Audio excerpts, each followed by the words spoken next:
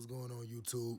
I'm back with another video. So I've been seeing a lot of breaking news online, whether it's through being an article or through videos on YouTube. There have been a lot of people stating that Canelo Alvarez is ducking Errol Spence, and that Errol Spence's team sent Canelo's team a contract for 55 million to fight at 164.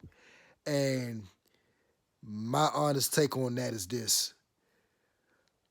Spence haven't had a fight at 154, 160, 168, or 175 like Canelo has. All right.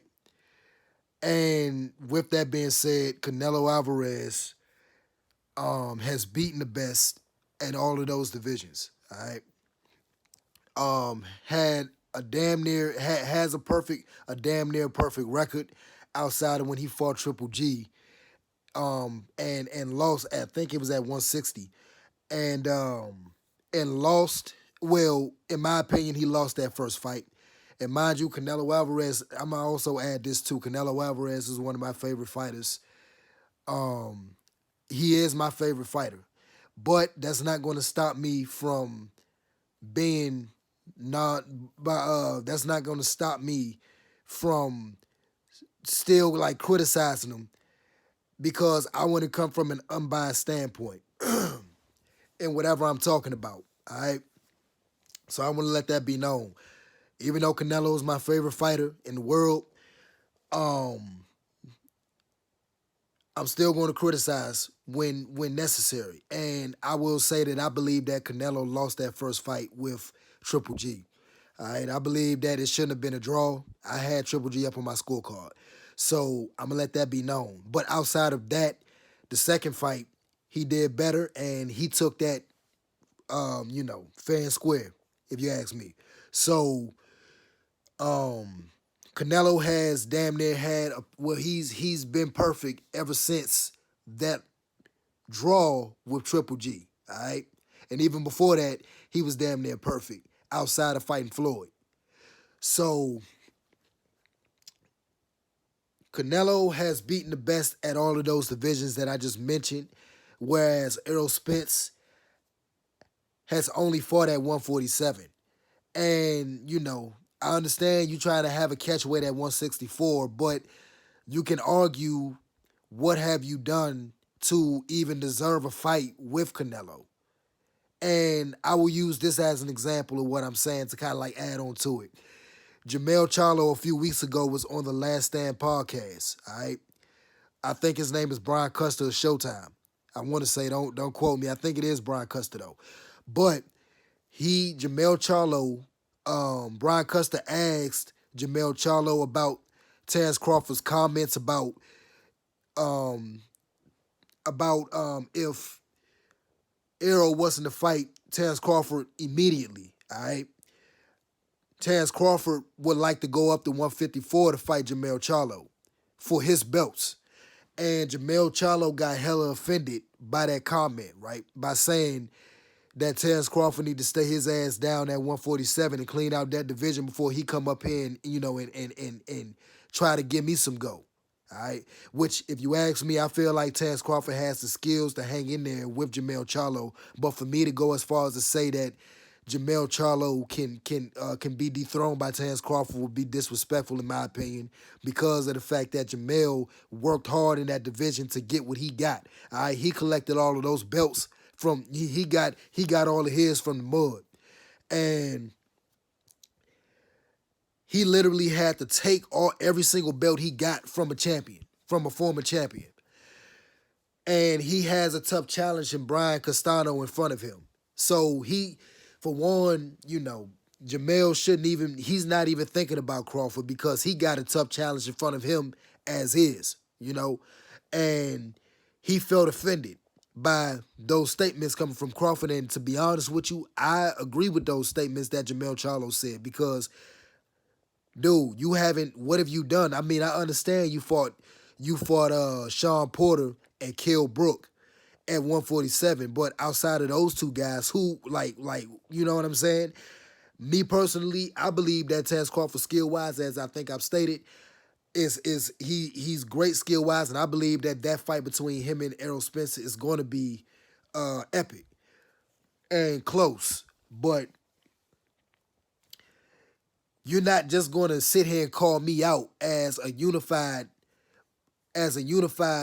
champion with three of the major belts and possibly on my way to collecting all four. You're just not going to do that. And as a fan, I'm not going to sit here and disrespect Jermell Charlo by saying that Terence Crawford would go straight to beating him, which is possible because of Terence Crawford's skills, but that's besides the point. My main point is this. I say that to say this. Canelo doesn't have to fight Errol Spence. And I'm seeing a lot of YouTubers saying that Canelo's ducking Errol because of the fact that he turned down $55 million on top of that. Dude, first and foremost, I say this, Canelo doesn't need the money. If he needed the money, trust me, he would have took the fight. Canelo is a powerhouse name, and he could generate that type of money on his own, if you ask me. I feel like he's capable of making that in his sleep, you know? And so that may be the reason why or one of the reasons why he turned down that fight with Errol Spence. Secondly, Canelo already has a tough challenge in front of him with Bivol, all right? Where Bivol is probably a tougher fight. Well, I ain't gonna say that, it ain't no probably. He is a tougher fight than a guy like Errol Spence or Boo Andrade or even Jamal Charlo. All right, I believe that Bivol he has the skill set to beat Canelo. Canelo could possibly lose this fight. I'm nervous for him, as a matter of fact. Even though I have Canelo winning, I'm still nervous for him because Bivol is no slouch. All right. He has the skill set to beat Canelo, and that's a tough challenge as is. And for Spence's team to send Canelo a contract, they have a right to do that. But at the same time, Canelo has a right to turn it down because of here's what I mean when I say that. I believe Canelo has a bigger plan in motion. All right. I believe that if he were to beat Bivol, he'll look to fight. He'll look to go for undisputed. He could possibly go for undisputed with the winner between Beterbiev or Joe Smith Jr. if that's what he wants to do. All right. Which I think I would love that more than for him to take $55 million to fight Errol Spence. I would rather, for legacy defining purposes, I would rather Canelo Alveraz go for undisputed at 175 right after he just got undisputed at 168. I would rather that than to see him take $55 million to fight Errol Spence Jr. or Jamal Charlo or Boo Andrade. Which that's another thing. I've seen plenty of videos where people claiming that Boo Andrade would give Canelo some problems. And I'll say this, me personally, I think that Boo Andrade would struggle against a guy like Canelo. Now, he does have some skills, and he's awkward, and he's slick. But the thing with Boo Andrade is that I just haven't seen him fight. Same thing with him. Obviously, Errol Spence fought everybody at 147 and has proven himself there. But he hasn't fought anybody at 154. Like I've said, 160, 168, and 175 like Canelo has. And Canelo had beat the best of the best at those divisions. And even got undisputed at 168. So I haven't seen Errol Spence fight anybody at any of those weight divisions to know or to gauge how he would do against Canelo. All right, for all we know, he could possibly get smoked by the much bigger Canelo. All right. And if anybody were to give Canelo some problems, I believe that would be David Benavidez because of the fact that he's a naturally bigger guy than Errol Spence. And he's a guy like Errol Spence, he does apply relentless pressure and has a phenomenal chin. Just come forward with relentless pressure. But I feel like David Benavidez, because he's a naturally bigger man, possibly than Canelo. I think that that would be problematic. And this is another thing. There's this people are still saying that Canelo struggles with slick fighters. But if you ask me, he doesn't. If anything, he struggles more with guys like Triple G who comes forward and who are willing to meet him in the middle of the ring. I feel like guys like Triple G who has a pressure fighting style behind a nice jab can pose more of a threat than a guy who fights on his back foot, where Canelo has proven within the past few years that he can stop guys like that every single time. Caleb Plant, all right? He fought a slick fighter in Danny Jacobs, but he didn't stop Danny Jacobs, but he fought him and he beat him fair and square, all right? He fought Austin Trout, all right, and beat him. Eris Landy Lara, where that fight was controversial, I understand that, but he still got the win. He was able to come back and pull out a win, all right? Make it look good enough to where he made some adjustments and it worked out for him in the end. So he proven time in and time out that he can stop or, defeat guys who are slick. So I'm not going to say that from this point on, all right? He's proven that time in and time out. If anything, guys like David Benavidez can cause some problems for him. And he could possibly stop them. That's why I would rather see Alveraz next if Canelo were to defeat Bivol. So, another point that I wanted to make, if I were Canelo, I would turn that fight down with Spence as well, because I'm going for legacy. As I think I've just explained, I'm going for legacy. All right? And I got to respect Canelo for that. He could have took that money easy, fair and square, to fight him at 164, but he turned it down because I believe that he has bigger plans. If that wasn't to be the case, he would have took that fair and square. He would have took that easy. But like I said, at this point in Canelo's career, he's going for legacy rather than $55 million at a catchweight with a guy who hasn't even fought at a higher weight class than 147. I just don't understand how people are kind of overlooking that.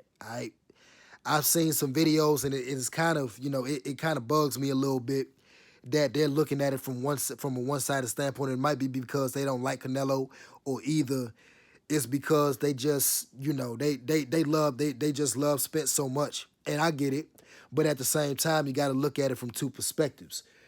And to be honest with you, even if Canelo and Spence were to fight, I'd take Canelo over Spence because Canelo has beaten the best at those high weight classes. I know what Canelo looks like against guys who are his size, if not naturally bigger. I don't know. I can't say the same about Spence, And to me, it's disrespectful to say that he's ducking Spence, if you ask me. More fighters need to have Canelo's mentality, man, when it comes to taking legacy first before the money, which is another reason why I got to commend the man for what he's doing. Like I've said before, I would rather him get undisputed, all right, because that would solidify him. He's already solidified, but it would solidify him even more to do that in a short span of time, all right? Fight the winner between Joe Smith Jr. and Artur Beterbiev. I would rather see you do that and unify those belts before you fight Spence. If anything, you could play around just like how Floyd did with Andre Berto. I didn't want to see that fight, but he got to a point where he could just play around and pick people, all right? And I feel like, if anything, after you unify all of those belts at 175, if that's what you want to do, Canelo, I would like to see you play around, pick Spence. Give somebody a lottery ticket, all right? And go for Spence after the fact, depending on where Spence is at in his career later on down the line. So that's really all I have to say. I want to know what you guys think about everything that I was saying. And if you agree, if you disagree, I respect all opinions. just, state what you, got to say in the comment section, and I'll give you a reply, you know what I'm saying? And I'll respect your take. That's really all I have to say, man. I'm trying to think. Yeah, that's it. All right, y'all. Love y'all. Peace. Please like, share, and subscribe.